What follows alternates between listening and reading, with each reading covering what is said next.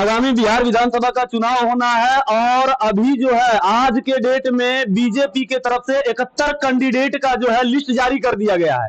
तमाम कसमोकस के बाद आज जो है लिस्ट फाइनल किया गया है, जिसमें कि नवादा जिले से दार्सलीगंज और हिसुआ सीट जो है बीजेपी के कैंडिडेट को दे दिया गया है। कहीं ना कहीं जो है अभी हम बारसलीगंज में मौजूद हैं और हमारे साथ विधायिका पति अखिलेश सरदार हैं। जानने का प्रयास करेंगे कि इस बार बीजेपी का क्या एजेंडा रहेगा और किस जो है मुद्दे पे बीजेपी इस बार चुनाव लड़ने वाली है। आखिरकार स्टैंड क्या रहने वाला है बारसलीगंज विधानसभा का, और इस बार क्या हैट्रिक मार पाएंगे या फिर नहीं मार पाएंगे, जो भी है आपको बताएंगे हमारे चैनल के माध्यम से। आप बने रहिए और वीडियो को सबसे पहले फटाफट शेयर कर दीजिए। सबसे पहले स्वागत है सर। चलिए आप खास करके तुम तो मेरे छोटे बाल बच्चा समान है, तुमको ढेर सारी शुभकामनाएं जी। और आपके चैनल के माध्यम से जो आपके दर्शक हैं उसको भी मेरी तरफ से ढेर सारी शुभकामनाएं। बड़ों को प्रणाम, छोटे को आशीर्वाद जी। तमाम कसमोकस के बाद आज जो है बीजेपी ने अपना पहला लिस्ट जारी किया है और पहला लिस्ट में जो है बारसलीगंज का नाम आया है। और क्या इस बार क्या स्टैंड रहने वाला है बीजेपी? नहीं देखिए, कसमों कस है, कुछ कुछ सीट पर यहाँ तो आरसीए में तो किसी प्रकार का कसमों कस था, पहले से कभी था ही नहीं। और खासकर बिहार प्रदेश की बात है तो बिहार प्रदेश में कुछ सीटों पर होता है, तो कुछ सीटों पर कसमाकस था, जिसके उपरांत आज जो है सो भाजपा ने अपनी पहली लिस्ट, भारतीय जनता पार्टी ने पहली लिस्ट जारी की जी।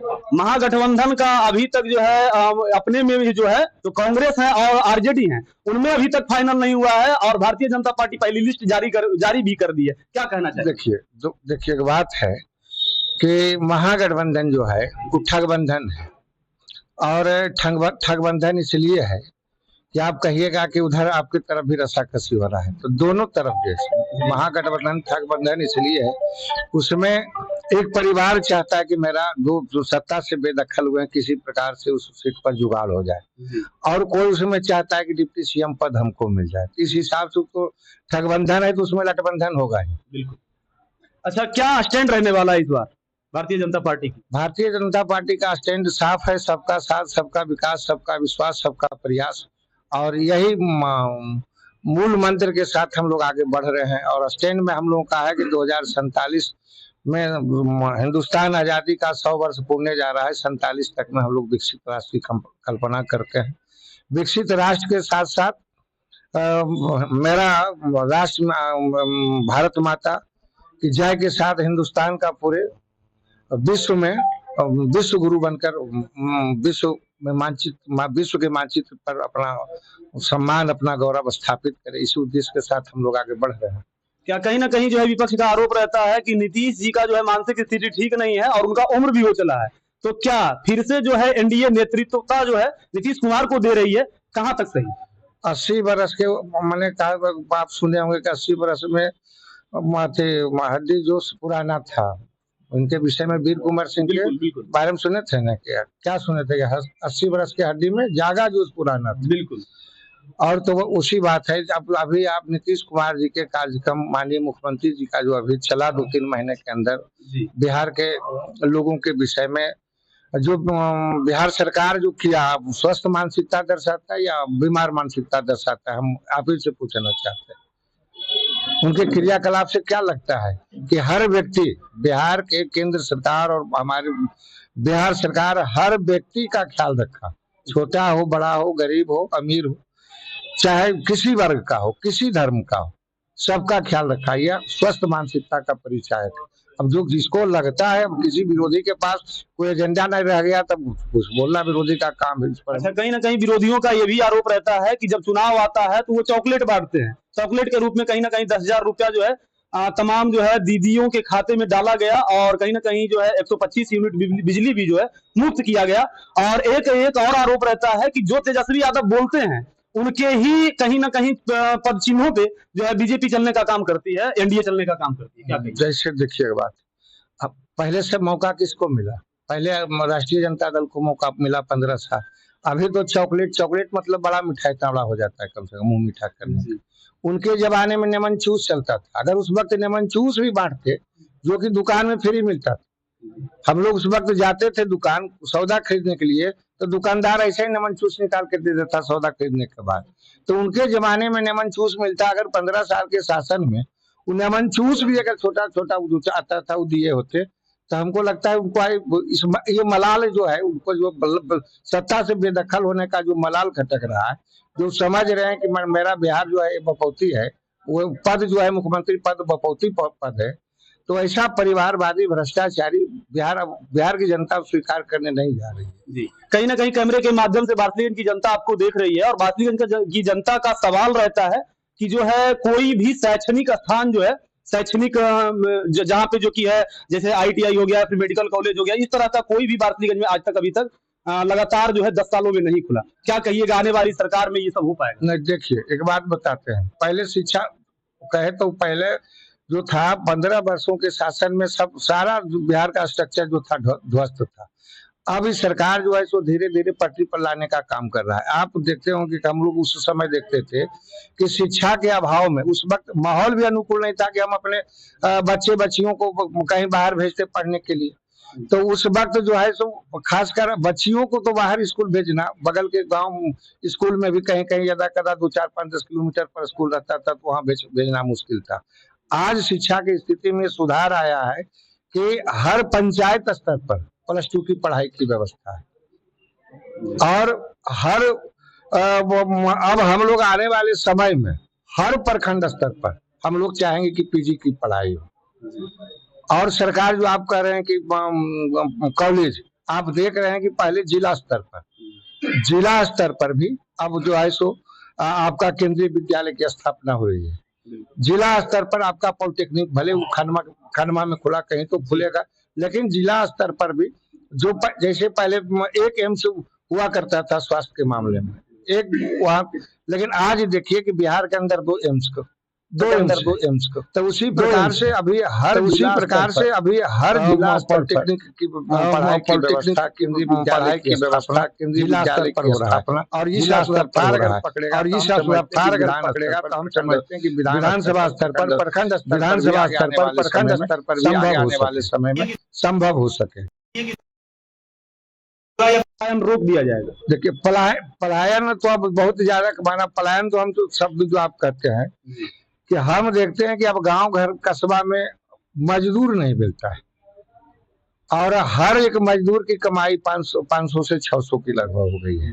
तो 600 भी समझिए तो 1800। और सरकार जो व्यवस्था, बुनियादी व्यवस्था जो सरकार दे रही है, उसको मुफ्त में राशन, उसको मुफ्त में शिक्षा, उसको मुफ्त में स्वास्थ्य की व्यवस्था, उसको मुफ्त में बिजली, और ऊपर से अगर अब बिहार की स्थिति है जो कमाने वाला आदमी है तो बिहार में अब ऐसा नहीं कि रोजगार नहीं मिलेगा, अब बिहार में जो है कमाने वाले लोगों की कमी है, अब मजदूर ढूंढना पड़ता है। कहीं ना कहीं आपका कहना है कि जो है पलायन जो है पूरी तरह से थम जाएगी सरकार बनने के। पलायन रुक रहा है, आने वाले समय में रुकेगा जब अपने क्षेत्र में लोगों को रोजगार मिलेगा, जब बेरोजगारी की समस्या दूर होगा। नौकरी ही प्राथमिकता नहीं रहता है, युवाओं को, बेरोजगारों को रोजगार मिलना प्राथमिकता रहता है। तब युवा जो आज भी समय में जो युवा खटने वाला है भूख नहीं मरता है। जिसके पास 2 बीघा 5 बीघा 10 बीघा जमीन है, अगर खेत पर काम नहीं करेगा, घर में पड़ा रहेगा, वैसा ही व्यक्ति को अभाव से जूझना पड़ता है। लेकिन जिसके पास एक धूर भी जमीन नहीं है और वह कमाना जानता है, वैसा व्यक्ति आज के समय में संपन्न है और सुखी है, वह भूख नहीं मरने वाला। अच्छा, बार्सिलीगंज विधानसभा पे आते हैं तो आप अपने विपक्षों को कैसे देखते हैं? विपक्ष के पास कोई एजेंडा नहीं, विपक्ष को क्या देखेंगे? आप विपक्ष का भी सुने होंगे। हम तो कहे कि कुछ जो विपक्षी लोग हैं उनके साथ चूंकि देखिए अब विपक्ष का शीर्ष नेतृत्व ही है जो उसका बस एक एजेंडा है कि किसी हिसाब से उस कुर्सी को पाले। कुर्सी पर काबिज होना, कुर्सी पर ये मायने रखता है, ये मायने उनके लिए नहीं रखता है कि हमको अपने बिहार विधानसभा के लिए कुछ अच्छा करना है, अपने जिला के लिए कुछ अच्छा करना है, अपने राज्य के लिए कुछ अच्छा करना है, अपने राष्ट्र के लिए कुछ अच्छा करना है, ये मानसिकता नहीं। एक परिवार का जो राजतांत्रिक व्यवस्था है उस व्यवस्था को स्थापित करना है, कायम करना है। और जो 90 के दशक में जो वैमनस्य का बीज लोगों के बीच, आम लोगों मानव के बीच जो वैमनस्य का बीज अपने स्वार्थ, निजी स्वार्थ के कारण जो बिहार में बोया गया था, उस बीज को जो नीतीश कुमार और माननीय प्रधानमंत्री के नेतृत्व में जो बीज को जो खत्म हुआ है और 20 साल के बाद जो अब जब बिहार अपना रफ्तार पकड़ा है, तब फिर से यह रफ्तार या बिहार का विकास उनको अच्छा नहीं लग रहा। आज रात में आदमी टहल रहा है, बुल रहा है, घूर रहा है। आज अभी हम चलेंगे 1-1.5 घंटा हम पटना पहुंच जाएंगे। ये सब जो व्यवस्था हम तो देखे हैं, आ रहे थे पटना से, तो जो नीतीश जी बनाए हैं अभी आपका जो मैरीन ड्राइव, उस पर लालू जी रोज घूमने जाते हैं। अच्छा, रोज शाम के शाम आप पता कर लीजिएगा, घूमने जाते हैं। उनको भी लगता होगा, अभी उनको मलाल आता होगा, ओ हम भी कुछ अच्छा किए होते।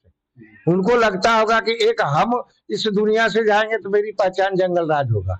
और एक नीतीश कुमार को जो है सो अपने आप को भी वह जो अगला जो एजेंडा है, जो कहता है कि हमको मुख्यमंत्री की घोषणा करो, वह परिवारवादी पार्टी है। यहाँ हमारे भारतीय जनता पार्टी में न प्रधानमंत्री परिवारवादी पार्टी है और न बिहार में माननीय मुख्यमंत्री परिवारवादी पार्टी है।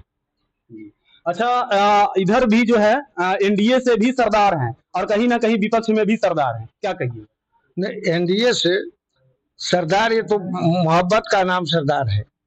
एनडीए से अखिलेश सिंह है, एनडीए से अरुणा देवी है, और अरुणा देवी के सहायक जो है, अरुणा देवी के सचिव के रूप में कहिए। जनता का लाड़ प्यार से सरदार मिल रहा है और जनता के लिए सब दिन सेवा में रहते हैं। एक जो है, एक समूह को लेके चलना, तो ये जो मानव समूह है इसमें भी दो तरह का है, एक बिच्छू स्वभाव का और एक जो है सो साधु स्वभाव का। तो जो एक संत स्वभाव का जो है, जो अच्छा एक विकास का रफ्तार पकड़े और एक विनाश का रफ्तार पकड़े, आप दोनों का भाषा से समझिए, दोनों आदमी के भाषा से आप समझिएगा कि दोनों आदमी का लाइन क्या है। बार्सलीगंज की जनता ही पूछ रही है कि दोनों तरफ से यदि सरदार टकराते हैं तो क्या बवाल मचने वाला है बार्सलीगंज विधानसभा? कुछ बवाल नहीं होने वाला है, कहीं कुछ बवाल नहीं होने वाला है। अब उसका समय नहीं आ गया कि लोग जैसे लाठी में तेल पिलाएगा, समझिए। अच्छा, आप किनको ज्यादा सीरियस लेते हैं? तो कलम से ज्यादा अब तो अंगुली चलने लगा कंप्यूटर पर। अब कलम भी कम, अब कंप्यूटर युग आ गया। सीरियस हम देखिए, विरोधी दो प्रतिद्वंदी आपके अगेंस्ट हैं, एक जो है कि मंटन सिंह और एक है अशोक महतो, किनको ज्यादा सीरियस लेते हैं? सीरियस उन लोगों, किसी को हम सीरियस नहीं लेते हैं।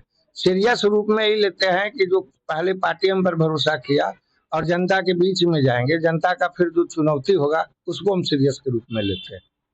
विपक्ष को सीरियस नहीं ले रहे हैं? विपक्ष को क्यों सीरियस में ले? विपक्ष का तो काम है अपना जो है तो हम समझ रहे हैं कि एजेंडा विहीन है। हम तो कह दिए कि कोई विपक्ष एक शब्द हमको बता दे कि कुछ विजन बर्बाद किया होगा, तब ने उसको हम सीरियस लेते। क्या इस बार भारतीय जनता पार्टी बार्सलीगंज में हैट्रिक मार पाएगी? बिल्कुल मार पाएगी। ये तो जनता सवाल जो है, ये तो मेरा विश्वास है और इस सवाल का असली जवाब जनता देगी। बिल्कुल। देखिए, हमारे साथ जो है विधायिका पति अखिलेश सरदार थे और तमाम मुद्दों पे हमने बात किया और भी